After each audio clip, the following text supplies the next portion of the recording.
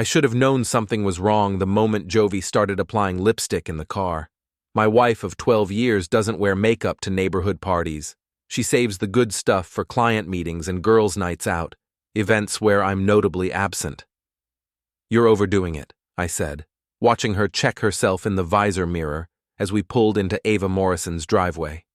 Rain drummed against the windshield, turning the suburban street into a watercolor painting of blurred porch lights and gleaming asphalt. "It's just a party, Kellan." Jovie snapped the visor shut and grabbed her purse. "Try to have fun for once." Fun, right. Because standing around Ava's living room making small talk about property taxes and school board elections while drinking overpriced wine was my idea of a good time. But Jovie insisted we needed to maintain our social connections in the neighborhood.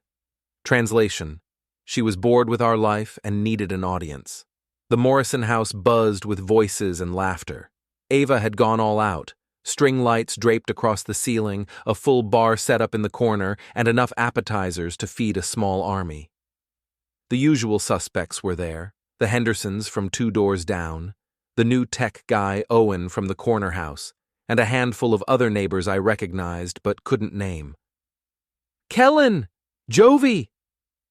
Ava swept over in a flowing red dress that probably cost more than my monthly truck payment. "So glad you could make it. The weather's been absolutely dreadful, hasn't it?" I nodded and accepted a craft beer from the makeshift bar. Jovie immediately gravitated toward the center of the room, where the conversation was loudest and the laughter most forced. I found a spot near the bookshelf where I could observe without participating, my preferred party position. That's when I noticed Owen watching my wife. Owen Garrett had moved into the neighborhood 6 months ago. Divorced, worked in tech, drove a silver BMW that he washed every Sunday morning like clockwork. The kind of guy who wore designer jeans to barbecues and talked about his CrossFit routine without being asked. Jovie had mentioned him a few times, always in passing, always with that particular tone women use when they're trying too hard to sound casual. "Having fun yet?" My best friend Eli appeared at my elbow with a whiskey in hand. "Living the dream," I replied, watching Jovie laugh at something Owen said. "You see that?" Eli followed my gaze.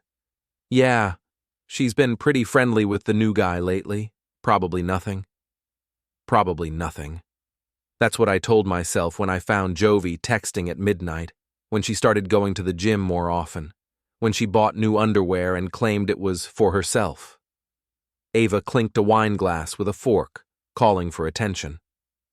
"Everyone, I have something special planned tonight, a little game to spice things up." The room quieted. Jovie turned toward Ava with bright, eager eyes. "It's called a blind partner swap," Ava announced. "Everyone puts their phone in this basket, takes a colored wristband, and gets paired with someone new for an hour. No spouses, no usual cliques, just a chance to really get to know your neighbors." My stomach dropped. Several people laughed nervously. A few couples exchanged glances. "Come on, don't be shy," Ava continued. "It's completely innocent. Just conversation and getting to know each other better. Who's brave enough to try something new?" Jovie's hand shot up. "That sounds amazing." I grabbed her wrist. "Jovie, we should probably—" "Don't be such a stick in the mud, Kellan." She pulled away and walked toward Ava's basket. This could be fun. I watched my wife drop her phone into the wicker basket and select a blue wristband. Around the room, other people began participating. Owen stepped forward and chose a blue band as well. The coincidence felt deliberate. "Wonderful!" Ava clapped her hands. "Now, let me just check the pairing system."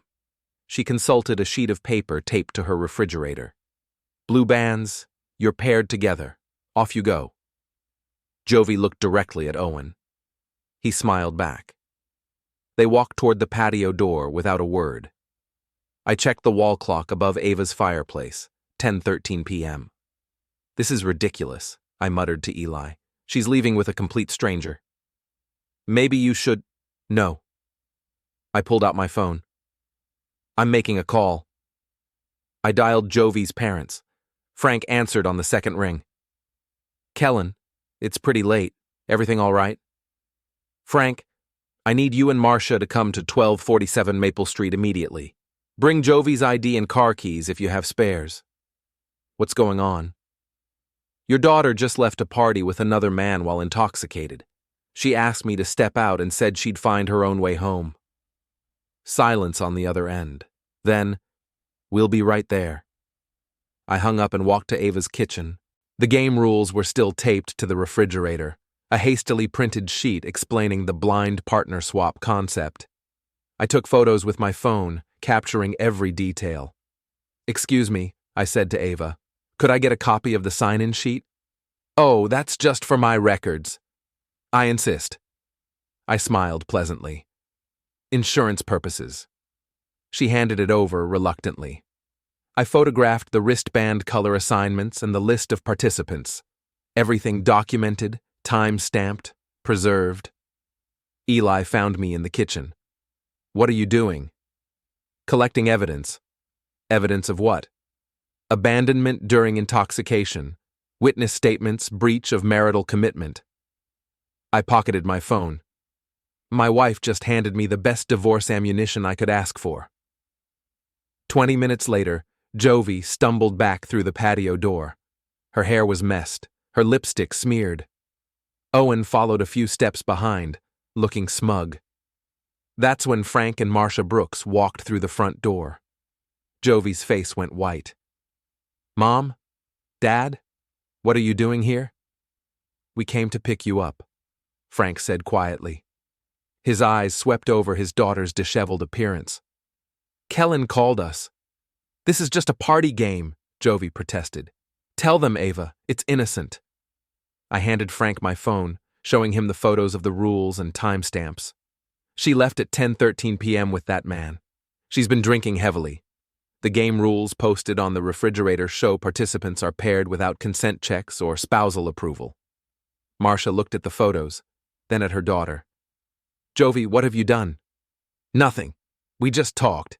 Kellan's overreacting like he always does.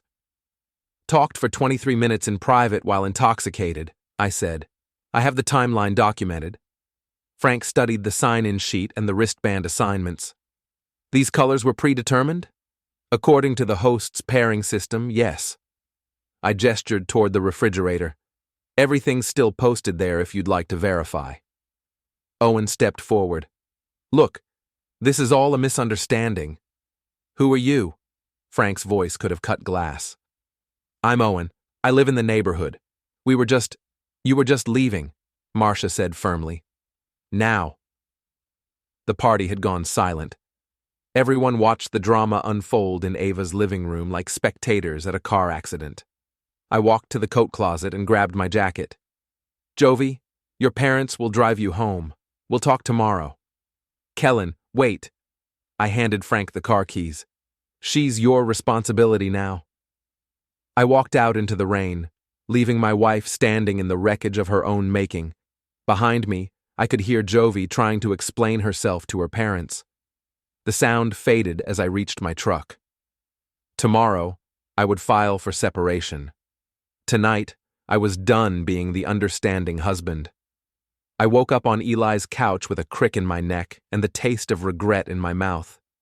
Not regret for leaving the party, regret for staying married this long to someone who could humiliate me so casually. My phone showed 17 missed calls from Jovie and 3 from her mother. I ignored them all and drove home to face whatever aftermath awaited me. Jovie's car sat in our driveway. She'd made it home safely, which meant her parents had completed the babysitting duties I'd assigned them. I found her in the kitchen, still wearing last night's clothes, nursing a cup of coffee with shaking hands. We need to talk, she said, without looking up. No, we don't. I poured myself coffee from the pot she'd made. We need lawyers. Kellan, please. You're blowing this completely out of proportion. I sat across from her at our kitchen table, the same table where we'd eaten breakfast together for 12 years, where we'd planned vacations and discussed mortgage refinancing and argued about whose turn it was to take out the trash. Normal married couple stuff. Before she decided to play games with other men. Explain it to me, I said. Help me understand how leaving a party with another man while drunk is proportionate. It was just conversation. Ava set up this silly game, and I thought it would be fun to meet someone new. You never want to socialize with the neighbors. So this is my fault? That's not what I'm saying. Jovie rubbed her temples. I'm saying you take everything so seriously. It was harmless. Harmless. I repeated the word like it tasted bad. You put your phone in a basket, took a wristband that conveniently matched Owen's, and disappeared with him for 23 minutes. In what universe is that harmless? You timed it? I documented it, along with the game rules, the sign-in sheet, and witness statements from everyone who saw you leave. Jovie's coffee cup rattled against the saucer. You're being paranoid. Am I? I pulled out my phone and showed her the photos. Look at this. The wristband assignments were predetermined. Blue bands were paired together. You and Owen both chose blue. Either you're the luckiest guesser in the world or someone rigged the game. She stared at the screen, saying nothing. How long have you been planning this, Jovie? Planning what? There's nothing to plan. We talked for a few minutes, that's all. About what? I don't remember. I'd been drinking. Convenient. I stood up and walked to the window overlooking our backyard. 12 years of marriage, and it came down to this: my wife pretending she couldn't remember 23 minutes that might have ended our relationship. Your parents want to see you this morning.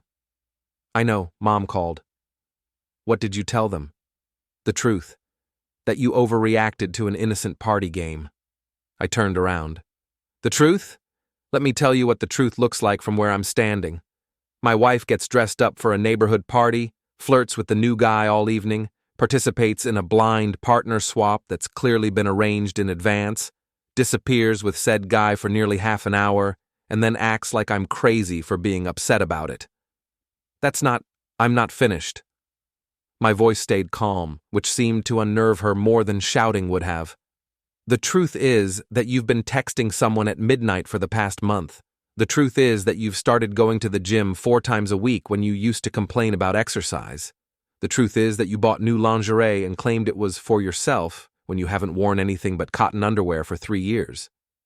Jovie's face flushed. You've been spying on me? I've been married to you. There's a difference. She stood up abruptly, knocking over her coffee cup. The brown liquid spread across the table and dripped onto the floor. I can't do this right now. I have a headache and you're being impossible. I'm being impossible? I grabbed paper towels and started cleaning up her mess, a metaphor that wasn't lost on either of us. I'm not the one who abandoned my spouse at a party. I didn't abandon you. You could have participated in the game too. With who? Everyone there was coupled up except Owen. Funny how that worked out. Jovie had no answer for that. She grabbed her purse and headed for the door. I'm going to see my parents. When you're ready to have a rational conversation, let me know. Don't bother coming back tonight, I called after her. I'm changing the locks. The front door slammed hard enough to rattle the windows. I finished cleaning up the spilled coffee and called my lawyer. David Chen had handled our real estate closings and will preparations. He was thorough, expensive, and had no patience for emotional dramatics. Exactly what I needed. Kellan, good to hear from you. What can I do for you? I need to file for legal separation. Today. I see. Grounds? Abandonment during intoxication, public humiliation, and breach of marital commitment. I have photographic evidence, witness statements, and a documented timeline. David was quiet for a moment. This sounds like it happened recently. Last night. Kellan, I have to ask, are you sure you want to move this quickly? Sometimes these situations can be resolved with counseling. David, my wife left a party with another man while drunk, in front of our neighbors, after participating in what appears to be a prearranged partner swap game. She then tried to gaslight me about it this morning.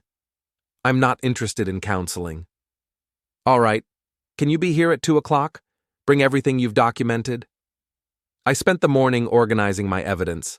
Photos of the game rules, the sign-in sheet, the wristband assignments, screenshots of Jovie's midnight texting sessions, a timeline of her behavioral changes over the past month, credit card statements showing purchases at Victoria's Secret, and charges at restaurants I'd never been to. The picture that emerged was of a woman planning an affair with methodical precision. The party game had just been her public debut. My phone buzzed with a text from an unknown number. "Stay out of my business or you'll regret it." I stared at the message for a moment, then laughed out loud. Owen Garrett was threatening me via text message. The guy who'd helped my wife humiliate me in front of our neighbors was now worried about his own reputation. I screenshot the threat and added it to my evidence file. Then I typed back, "Was that a threat or a Tinder pickup line? Hard to tell the difference with you." My phone stayed silent after that. At 1:45 p.m., I drove to David's office with a manila folder full of documentation and a clear head. Jovie had made her choice last night. Now I was making mine. The receptionist led me to David's conference room, where he reviewed my materials with the detached professionalism of a surgeon examining X-rays. "This is very thorough," he said finally, almost suspiciously so. "I'm a project manager. Documentation is my job." "The timeline is particularly damaging. You have her leaving at 10:13 p.m. and returning at 10:36 p.m., witnessed by multiple neighbors and her own parents. Plus the threatening text from her partner in the game." David nodded. "We can file the separation papers today. Given the evidence and the public nature of the incident, I'd say you have strong grounds for fault-based divorce proceedings if it comes to that." "What about custody? Do you have children?" "No, but we have joint assets, and she's been spending money on this affair for at least a month. We'll freeze the joint accounts and request a full financial audit. If she's been using marital funds to finance an extramarital relationship, that's considered dissipation of assets." I signed the papers and wrote David a retainer check. Walking out of his office, I felt lighter than I had in months, maybe years. My phone buzzed with another text, this time from Jovie. "Mom and Dad want to talk to you. Can you come over?" I typed back, "Tell them to call my lawyer, David Chen at Morrison & Associates." 3 dots appeared, then disappeared. No response. I drove home to find Eli waiting on my front porch with a 6-pack of beer and a concerned expression. "Heard you had an interesting evening," he said. "Word travels fast." "Ava's been calling everyone, trying to do damage control. Apparently several people are questioning her party games now." I unlocked the front door and let us both inside. "What's she saying?" "That it was all innocent fun, that you overreacted, that Jovie was just being social." Eli handed me a beer. "But the Hendersons saw them on the patio. They weren't just talking." Define not just talking. Hands-on conversation, if you know what I mean. I took a long drink of beer and considered this information. How hands-on? Let's just say if it was just conversation, they were using sign language. More evidence, more witnesses. Jovie's story about innocent party games was falling apart faster than a house of cards in a windstorm. "What are you going to do?" Eli asked. I smiled for the first time in 24 hours. "I'm going to let her hang herself with her own rope.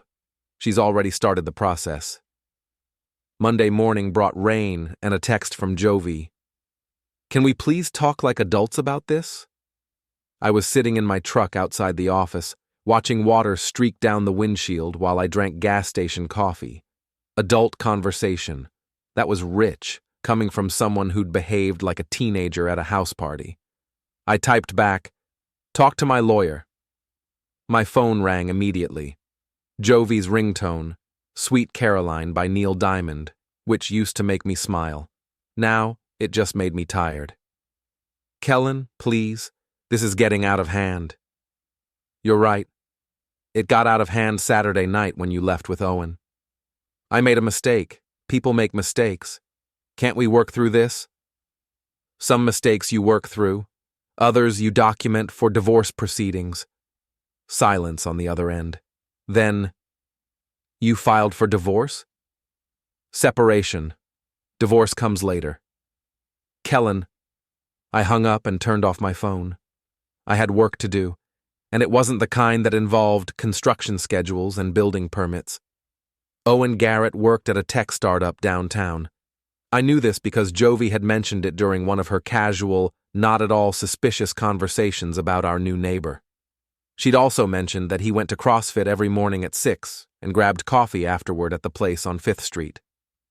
Sleuthing is easy when your target posts gym selfies every hour. I checked Owen's Instagram account. Public, of course, because guys like him need constant validation. Sure enough, there he was at 6:47 a.m., flexing in front of a mirror with the caption, Monday Motivation. The gym's logo was clearly visible in the background. Iron Temple Fitness on 7th Avenue. I drove downtown and parked across from the coffee shop on 5th Street. At 7:23 a.m., Owen emerged from the gym in athletic shorts and a tank top, despite the 40-degree weather. He was the kind of guy who thought showing off his physique was more important than basic comfort. He ordered something complicated, probably a protein smoothie with extra supplements, and sat by the window to check his phone. I watched him scroll through social media, liking photos and posting comments. The same phone that had been in Ava's basket Saturday night, paired with the same blue wristband that had matched my wife's. When Owen left the coffee shop, I followed him to his apartment complex. Riverside Gardens, a trendy development with a pool, fitness center, and the kind of rent that explained why he drove a BMW. I parked where I could see his building entrance and waited. 20 minutes later, Owen emerged in business casual clothes and drove away in his silver sedan. I noted the license plate number and added it to my growing file. That evening, I returned to Riverside Gardens with a different purpose. Owen's car was back in its assigned spot, which meant he was home. I walked around the complex like a prospective tenant, noting security cameras, entry points, and the general layout. Owen lived in Building C, 3rd floor. His apartment faced the courtyard, with a small balcony overlooking the pool. The kind of place a divorced tech worker would choose to impress dates, modern, expensive, and completely lacking in personality. I was heading back to my truck when I heard familiar laughter coming from the pool area.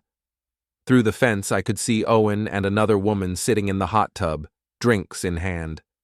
The woman wasn't Jovie, but she was young, blonde, and clearly impressed by whatever story Owen was telling. I took photos through the fence slats, documenting Owen's evening activities. If he was pursuing my wife while entertaining other women, that painted an interesting picture of his character. The next morning, I returned to Iron Temple Fitness. The gym offered day passes for $20, which seemed like a reasonable investment in intelligence gathering. I signed in under a fake name and found a spot on the elliptical machine where I could observe without being noticed. Owen arrived right on schedule, greeting the staff like he owned the place. He went straight to the weight section and began his routine. Lots of heavy lifting, lots of grunting, lots of checking himself out in the mirrors. That's when I overheard the conversation that changed everything. "Dude, you're like a machine," said a younger guy who was clearly impressed by Owen's bench press numbers. "Just staying in shape for the ladies," Owen replied, adding more weight to the bar. "Speaking of which, I'm breaking in a new one. Married chick from my neighborhood. She's been texting me for weeks, begging for attention." My hands tightened on the elliptical handles. "Married? That's risky, man." "Not really. Her husband's a total pushover. Blue-collar guy, probably never satisfied her properly. She's ready for an upgrade." "What about her husband finding out?" Owen laughed. "What's he gonna do? The guy's built like an accountant. Besides, she's the one chasing me. I'm just giving her what she wants." I kept pedaling, keeping my breathing steady, while inside I felt something cold and calculating take control. Owen Garrett thought I was a pushover. He thought my wife was chasing him. He thought he was giving her what she wanted. He was about to learn how wrong he was on all counts. I finished my workout and left the gym without incident. In the parking lot, I walked past Owen's BMW and noticed he'd left the windows cracked open, probably to air out the gym smell. I also noticed he'd left his gym bag visible on the passenger seat. That afternoon, I drove to a fishing supply store and bought a container of bait shrimp. Then I stopped at a novelty shop and purchased a bottle of liquid stink spray, the kind teenagers use for pranks. Finally, I visited a hardware store and picked up a small funnel and some latex gloves. I returned to Owen's apartment complex that evening and waited in the parking garage. The security cameras had blind spots. I'd noted them during my reconnaissance. When the coast was clear, I approached his BMW and used the funnel to pour the liquid stink spray into his air conditioning intake. Then I opened the slightly cracked windows and distributed the bait shrimp throughout the interior, under the seats, in the door pockets, anywhere they wouldn't be immediately visible. The whole operation took less than 3 minutes. I left a note under his windshield wiper. This is what betrayal smells like. The next morning, I returned to the coffee shop on 5th Street and waited. Owen emerged from the gym right on schedule, but instead of his usual confident swagger, he looked confused and irritated. He walked to his car, opened the door, and immediately jumped back. Even from across the street, I could see him gagging. Owen spent the next 10 minutes trying to air out his car, opening all the doors and windows. He found my note and read it twice, his face growing redder with each word. Then he looked around the parking lot like he was searching for someone. I smiled and took a sip of my coffee. Owen pulled out his phone and made several angry calls. I couldn't hear what he was saying, but his body language suggested he was not having a good morning. Finally, he slammed the car door and started walking back toward his apartment. I was about to leave when Owen suddenly changed direction and headed straight for the coffee shop, straight for me. I stood up casually and walked toward the back exit, but Owen was faster than he looked. He caught up to me in the alley behind the building. "You think you're clever?" he said, blocking my path. "I think you smell like fish," I replied. "Might want a shower before your next conquest. You're going to regret messing with me." "Am I? Because from where I'm standing, you're the one who messed with my wife. I'm just returning the favor." Owen stepped closer, trying to intimidate me with his gym-built physique. "Stay away from my car, stay away from my apartment, and stay away from me." "Or what? You'll tell my wife on me?" That hit home. Owen's confident expression faltered slightly. "Here's the thing, Owen," I continued. "You picked the wrong guy to mess with. I'm not the pushover you described to your gym buddy. I'm the guy who documents everything, plans ahead, and doesn't make threats he can't keep." "You were at the gym?" "I was everywhere you were.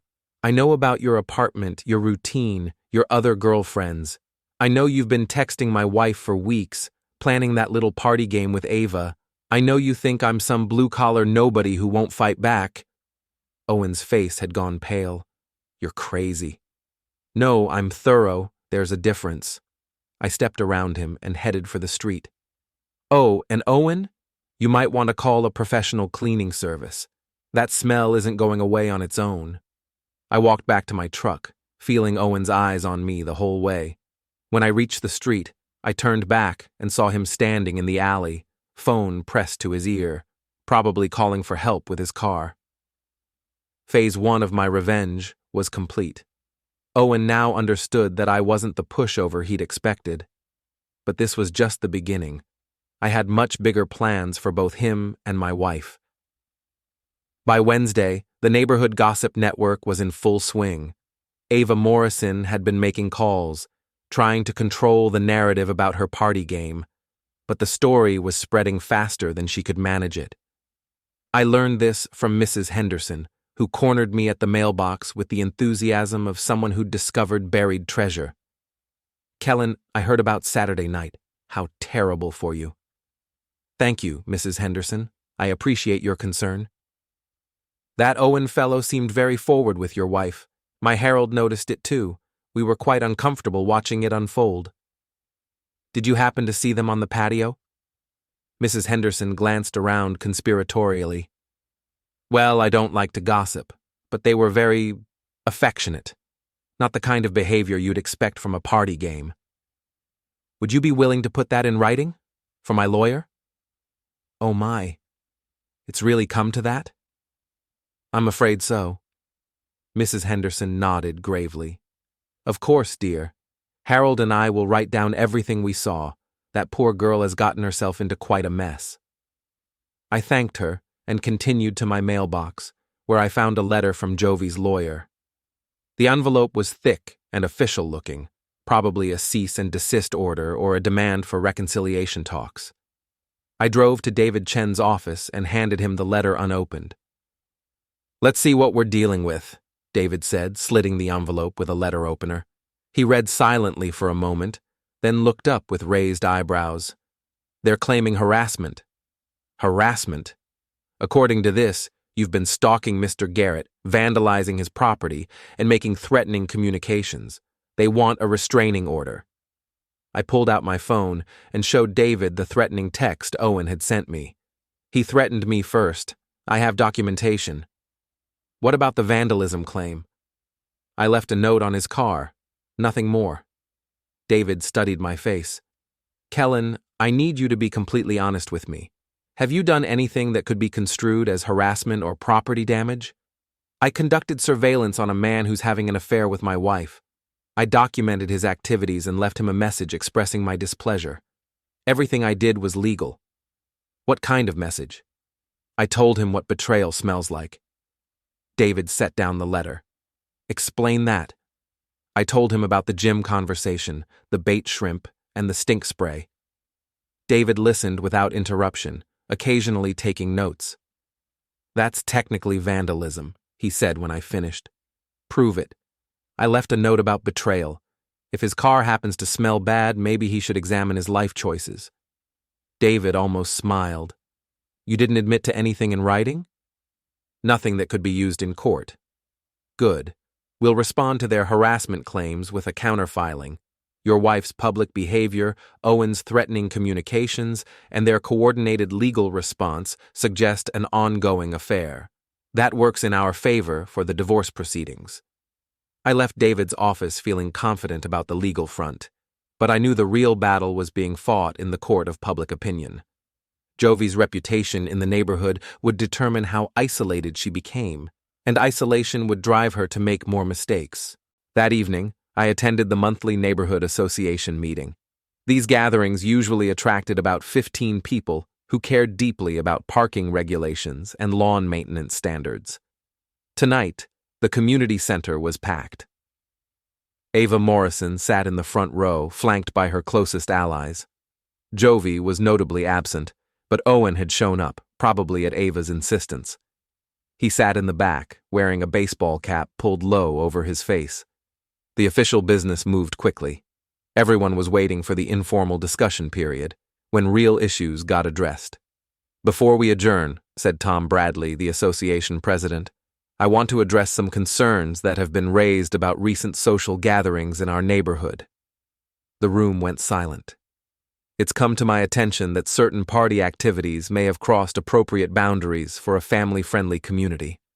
I want to remind everyone that our neighborhood covenant includes provisions about maintaining community standards. Ava stood up.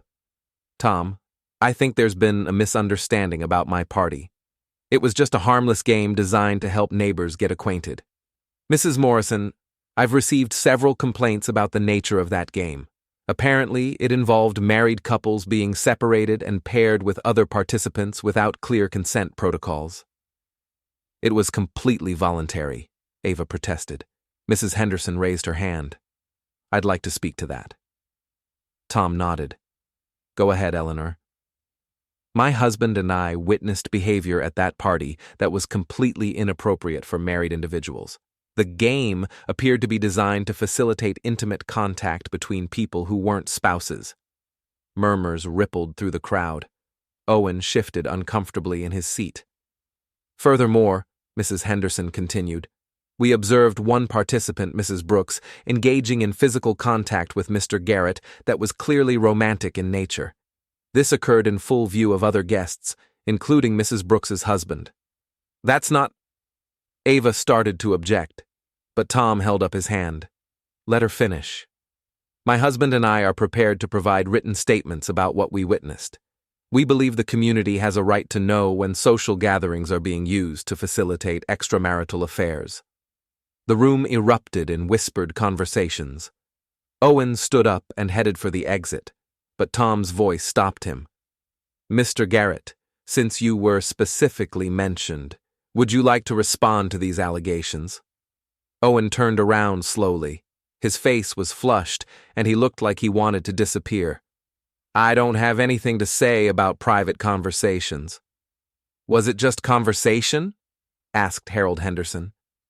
Because what my wife and I saw looked like considerably more than talking. This is harassment, Owen said. I'm being attacked for participating in a neighborhood social event. You're being questioned, Tom replied, about behavior that multiple witnesses found inappropriate. This is a community meeting. Community concerns are exactly what we're here to discuss. I stood up. I'd like to make a statement. Tom nodded. Go ahead, Kellan. My wife participated in Mrs. Morrison's party game without discussing it with me first. She was paired with Mr. Garrett and left the main party area for approximately 23 minutes. When she returned, her appearance was disheveled, and she appeared to have been drinking heavily. I called her parents to ensure she got home safely, and I've since filed for legal separation. The room was completely silent now. I want the community to understand that I don't blame anyone for my wife's choices, but I do think we should be careful about social activities that blur the lines of appropriate behavior for married couples. I sat down. Owen looked like he wanted to crawl under a rock. Tom cleared his throat. I think we need to establish some guidelines for future neighborhood gatherings. I'm going to form a committee to draft appropriate standards for community social events. That's ridiculous, Ava said. We're adults. We don't need rules about how to socialize. Apparently we do, said Mrs. Henderson, because some adults don't seem to understand basic boundaries. The meeting ended with Ava storming out, followed by Owen and her two closest friends. Everyone else lingered to discuss what they'd just witnessed. I found myself surrounded by neighbors offering support and sharing their own observations about Jovie's recent behavior. Apparently, her friendship with Owen hadn't been as subtle as she'd thought. She's been jogging past his apartment complex every morning for weeks, said Janet from Elm Street. I drive that way to work, and I've seen her there multiple times. Owen's been getting a lot of female visitors lately, added Mike from the corner house. Different women, different cars. Your wife's Honda was there last Tuesday afternoon. Each revelation was another nail in Jovie's coffin. By the time I left the community center, half the neighborhood knew about her affair, and the other half would hear about it by morning. I drove home to find Jovie's car in the driveway. She was waiting in the kitchen with red eyes and a defeated expression. The whole neighborhood is talking about us, she said. They're talking about you. There's a difference. This is humiliating, Kellan. People are treating me like some kind of adulteress. Aren't you? She flinched. It wasn't supposed to happen like this. How was it supposed to happen? You and Owen were going to run away together? He was going to leave his bachelor lifestyle for a married woman with baggage? You don't understand what it's like being married to you. You're so predictable, so boring. I felt invisible. So you decided to make yourself visible by having an affair with the neighborhood player. It wasn't an affair. We just connected. You connected, all right, in full view of our neighbors, after weeks of secret meetings and text messages. Very romantic. Jovie wiped her eyes. What do you want from me? I made a mistake. I'm sorry. Can't we try to fix this? Fix what? Our marriage? Your reputation? The fact that everyone in a 6-block radius knows you cheated on me? I didn't cheat. Nothing really happened. I laughed. Jovie, you left a party with another man, spent 23 minutes alone with him, and came back looking like you'd been wrestling. You've been texting him for weeks, meeting him at his apartment, and planning party games so you could be paired together. If that's not cheating, it's the most elaborate misunderstanding in history. She had no response to that. Here's what's going to happen, I continued. You're going to pack your things and stay somewhere else while the lawyers sort out the separation agreement. You're going to stop contact with Owen, assuming he hasn't already moved on to his next conquest. And you're going to accept that your actions have consequences. Where am I supposed to go? That's not my problem anymore. You should have thought about that before you decided to upgrade your social life. Jovie left that night with 2 suitcases and whatever dignity she had left. I watched her drive away, then called David Chen to update him on the evening's events. The neighborhood association meeting sounds like it went well, David said. Better than expected. We now have multiple witnesses willing to testify about Jovie's behavior and Owen's character. What about the harassment claims? Hard to claim harassment when you're the one being questioned at a public meeting about your own actions. Owen looked like he wanted to disappear. Good. I'll use tonight's events in our response to their legal threats. A man being questioned by concerned neighbors isn't harassment, it's community accountability. I hung up and poured myself a drink. Round 2 was complete. Jovie was socially isolated, legally cornered, and finally facing the reality of her choices. But I wasn't done yet. Owen still thought he could threaten me and walk away unscathed. He was about to learn otherwise. Thursday morning brought an unexpected visitor. I was drinking coffee and reading construction reports when someone pounded on my front door like they were trying to break it down. Owen Garrett stood on my porch, unshaven and wild-eyed, wearing the same clothes he'd had on at the neighborhood meeting. "We need to talk," he said. "No, we don't." I started to close the door, but he pushed against it. "You've ruined everything. My reputation, my standing in the community, my relationship with Jovie. This has to stop." "Your relationship with Jovie?" I laughed. "You mean your affair with my wife?" "It wasn't an affair. We connected emotionally, something you obviously never bothered to do." I opened the door wider and stepped onto the porch. "Let me get this straight. You pursued a married woman, bragged about it at the gym, participated in a rigged party game to publicly humiliate her husband, and now you're upset because there were consequences. You don't know what you're talking about." "I know exactly what I'm talking about. I heard you at Iron Temple, remember? Breaking in a new one. Her husband's a total pushover. Ring any bells?" Owen's face reddened. "That was just guy talk. That was you admitting to pursuing my wife and insulting me in the process. Now you're standing on my porch demanding that I stop defending myself. How's that working out for you?" Jovie came to me. She was unhappy, neglected. I gave her attention you couldn't provide. You gave her attention, all right. The kind that gets discussed at neighborhood association meetings and documented in divorce proceedings. Owen stepped closer, trying to intimidate me again. "You think you're so smart, documenting everything, playing lawyer, but you're still just a blue-collar nobody who couldn't keep his wife satisfied. And you're still a divorced tech bro who preys on married women and threatens their husbands when it backfires. Which one of us is really winning here?" "This isn't over." "Yes, it is. Jovie's moved out, the neighborhood knows what kind of man you are, and my lawyer is building a case that will make your harassment claims look ridiculous. You lost. Accept it and move on." Owen clenched his fists. For a moment, I thought he might actually try to hit me. Instead, he turned and stormed back to his car. A different car, I noticed. Probably a rental, while his BMW was being professionally cleaned. I watched him drive away, then called David Chen. "Owen just showed up at my house making demands and threats," I told him. "What kind of threats?" "The usual. This isn't over, I've ruined his life, that sort of thing. He also admitted to pursuing my wife because she was neglected and called me a blue-collar nobody." "Did you record the conversation?" "I didn't think to, but Mrs. Henderson was gardening next door. She probably heard everything." "Talk to her. Get a statement. Owen's showing up at your house uninvited strengthens our harassment counterclaim." I hung up and walked over to Mrs. Henderson's yard. She was trimming roses with the focused intensity of someone who took gardening seriously. "Quite a visitor you had this morning," she said without looking up. "You heard that?"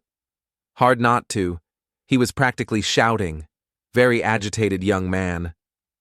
"Would you be willing to write down what you heard?" Mrs. Henderson set down her pruning shears. "Kellan, that boy threatened you on your own property. Of course I'll write it down. Harold will too. He was watching from the kitchen window." I thanked her and went back inside to plan my next move. Owen's visit had been a mistake on his part, but it also showed he was getting desperate. Desperate people made poor decisions, and poor decisions created opportunities. That afternoon, I drove to Owen's office building downtown. TechFlow Solutions occupied 3 floors of a glass tower that screamed startup success. I didn't go inside. I just wanted to see where Owen worked and get a feel for his professional environment. The lobby directory showed TechFlow on floors 12 through 14. I noted the building's security measures, visitor policies, and general layout. Then I walked to a coffee shop across the street and waited. At 5:30 p.m., Owen emerged from the building with 2 colleagues. They stood on the sidewalk talking for several minutes before going their separate ways. Owen walked to a parking garage 2 blocks away, probably where he'd left his rental car. I followed at a distance, staying far enough back to avoid detection. Owen drove straight to his apartment complex, parked in his assigned spot, and went inside. Normal routine, nothing suspicious. But as I was leaving the complex, I noticed something interesting. Owen's BMW was back in the parking lot, sitting in a visitor space with all the windows down. Even from a distance, I could smell the lingering effects of my fish and stink spray treatment.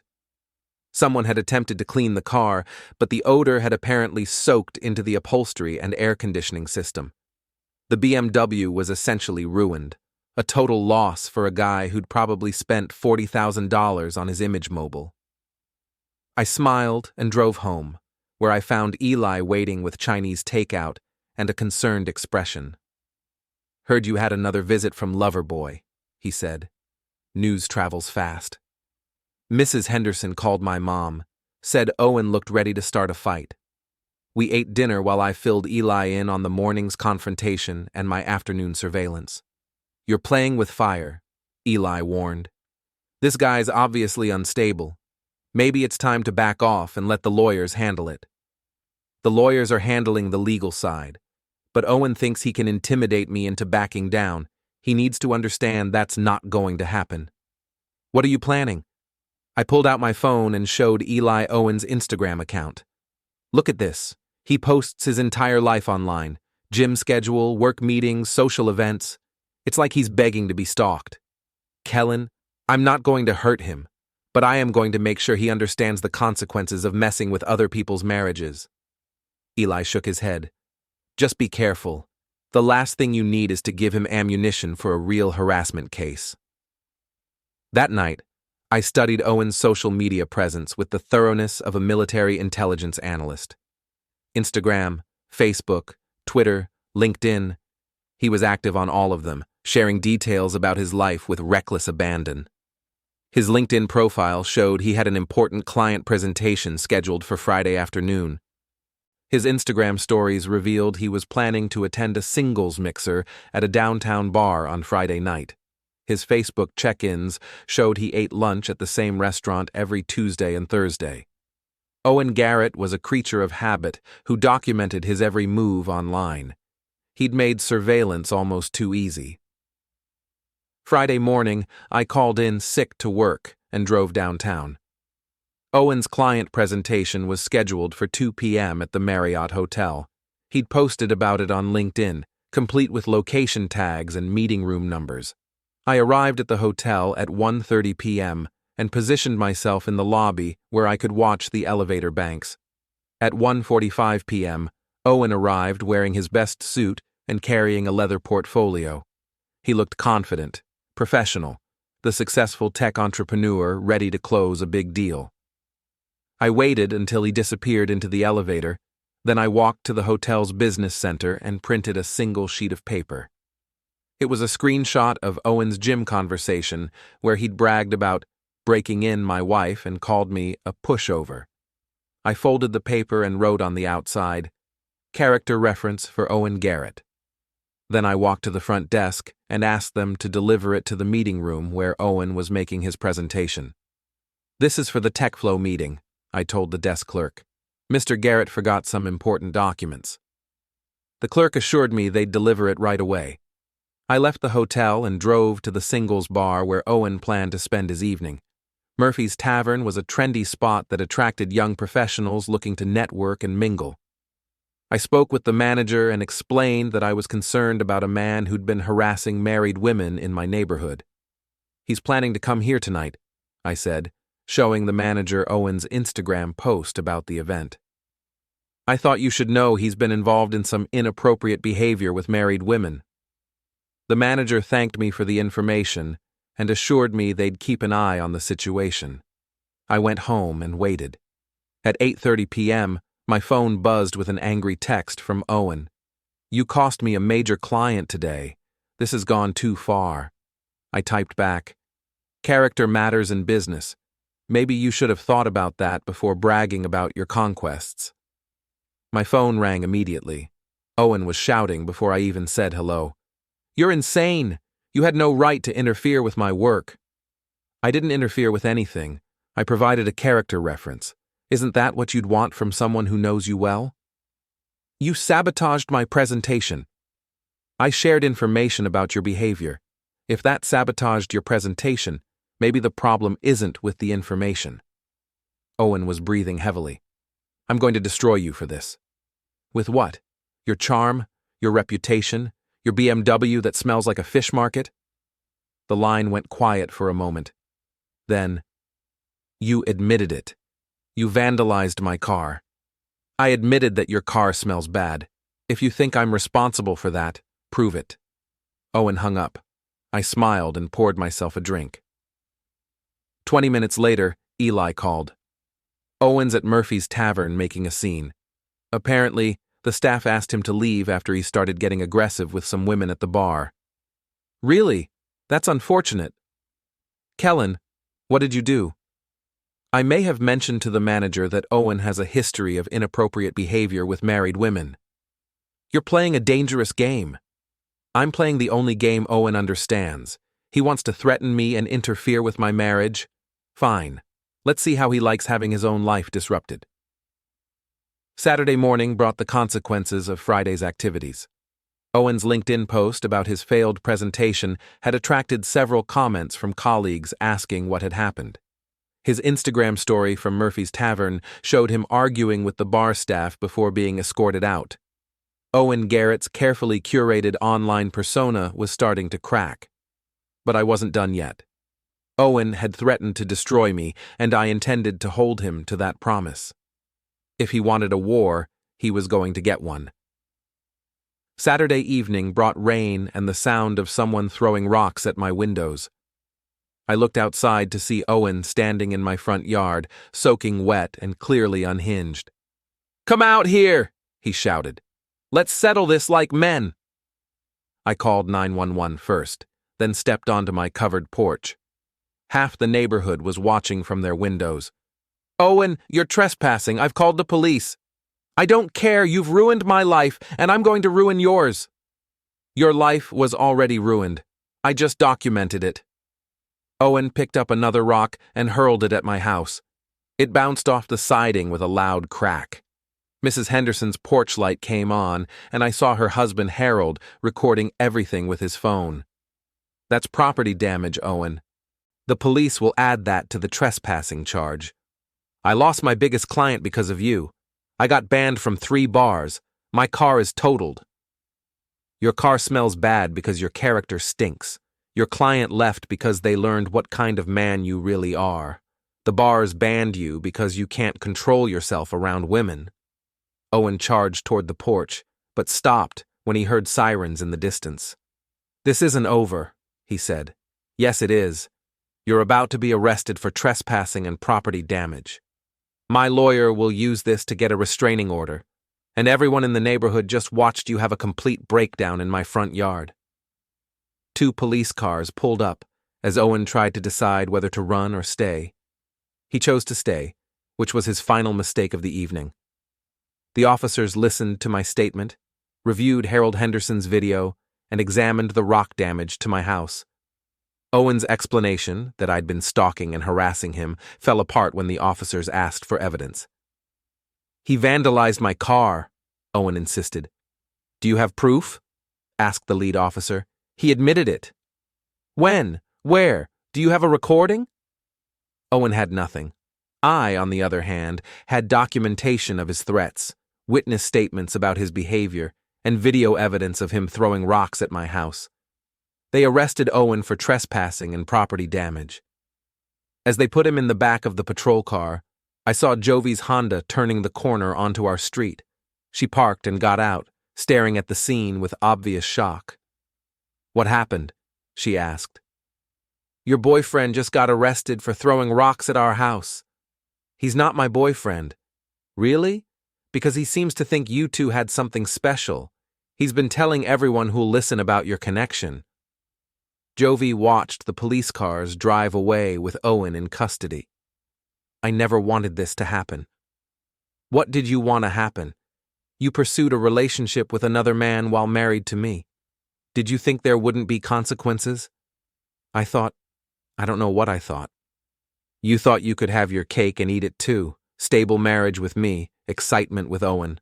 But Owen turned out to be exactly what he appeared to be, a predator who brags about his conquests and threatens people when things don't go his way."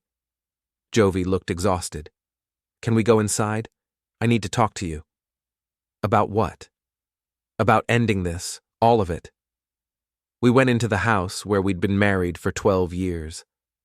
Jovie sat at the kitchen table where we'd shared thousands of meals and conversations, but everything felt different now, like we were strangers meeting in a familiar place. "Owen called me tonight," she said. "He was drunk and angry. He said you'd cost him his job and ruined his reputation."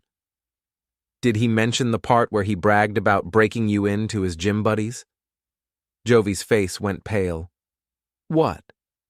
I told her about the gym conversation, Owen's crude descriptions of their relationship, and his dismissive comments about me.